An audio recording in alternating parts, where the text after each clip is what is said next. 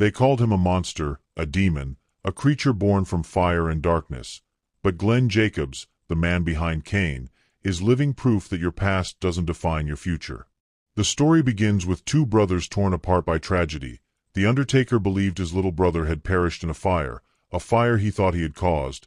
For years this guilt haunted him, until that fateful night when Kane emerged from the darkness, a 7-foot monster in a red mask, seeking vengeance against the brother he blamed for destroying his life. Their battles were legendary, brother against brother, with the WWE Universe watching in awe as these two giants collided in brutal matches that told a story of family betrayal, pain, and the desperate need for acceptance. But here's where the real story begins. Glenn Jacobs wasn't born a monster. He was a kid from Spain who moved to Missouri, a teenager who loved basketball and dreamed of making something of himself.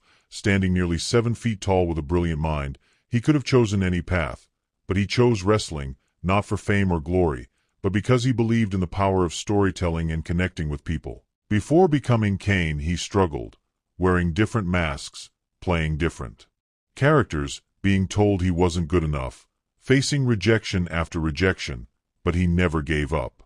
When he finally became Kane in 1997, something magical happened. He didn't just play a character. He became a symbol of every person who ever felt like an outsider, every kid who was told they were too different, too big, too quiet, too much of anything. Behind that mask was a man who understood pain, who knew what it felt like to be judged, and he channeled all of that into a character that would inspire millions. The most beautiful part of Kane's journey wasn't his championships or his legendary matches. It was his evolution. Watch his career and you'll see something remarkable. The monster slowly became human. He started speaking, showing emotion, forming friendships, particularly with Daniel Bryan and Team Hell No, where the demon learned to hug and laugh and be vulnerable. It was storytelling at its finest, showing us that even those who seem most broken can heal, can change, can find joy.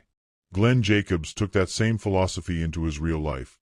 While still performing as Kane, he pursued education, earning a degree and constantly learning about economics, politics, and leadership. He became a successful businessman, an author, and eventually the mayor of Knox County, Tennessee. Think about that journey. From a masked monster in WWE to an elected official serving his community with dignity and intelligence. His story teaches us something profound. You can reinvent yourself. You can take the pain of your past and transform it into strength.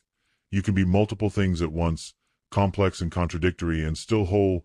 Glenn Jacobs showed us that the mask we wear doesn't have to limit us. It can actually free us to become who we're meant to be. Today, when he looks back at those battles with his brother Undertaker, at all those years of playing